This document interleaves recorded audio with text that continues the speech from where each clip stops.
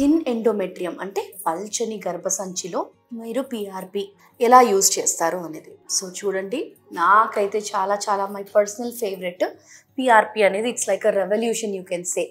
ఎందుకు అంటే ఇది లేటెస్ట్ టెక్నాలజీ. మన ప్లాస్మా సెల్స్, ప్లేట్లెట్ రిచ్ ప్లాస్మాని మనం తీసుకొని మనం గర్భసంచిలో పొర లోపలికి వేస్తాము. మీకు ఆల్రెడీ నేను చాలా వీడియోస్లో చెప్పాను, మనకి ఒక ఐవీఎఫ్ సక్సెస్ అవ్వాలి అంటే 50% ఎంబ్రియోస్ అండ్ అలానే 50% గర్భసంచి. అంటే seed and soil technique. Seed బాగుండాలి, సాయిల్ బాగుండాలి.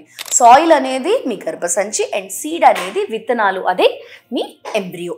ఓకే, సో ఇప్పుడు ఈ పల్చగా ఉన్న పొరలో ఏంటి అంటే మంచి విత్తనం వేసినా కూడా సాయిల్ మంచిగా లేదు అంటే అది లోపలికి వెళ్ళదు, సీడ్ అనేది. అర్థమైంది కదా?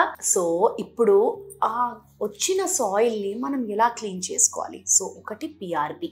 ఓకే, ఆ పిఆర్పి అంటే ఏంటి అంటే మనము ప్లాస్మా సెల్స్ తీసి గర్భసంచి లోపల థిన్ పొర ఉన్న వాళ్ళకి వేస్తామన్నమాట. అంటే పొర అనేది కనీసం 8 to 10 mm మధ్యలో ఉండాలి ఎంబ్రియో ట్రాన్స్ఫర్ అయినప్పుడు. అట్లా కాకుండా పొర అనేది మీకు 7 mm 6 mm దీన్ని దాటట్లేదు అంటే ఖచ్చితంగా ఆ పొరని రిపేర్ చేసుకోవాలి మనం. సో ఈ లేటెస్ట్ టెక్నాలజీతో మనం ఏంటి అంటే పొరని రిపేర్ చేసేయడమే కాక ఈ గ్రోత్ ఫ్యాక్టర్స్ అనేవి కూడా దాంతో పాటు పెరుగుతాయి.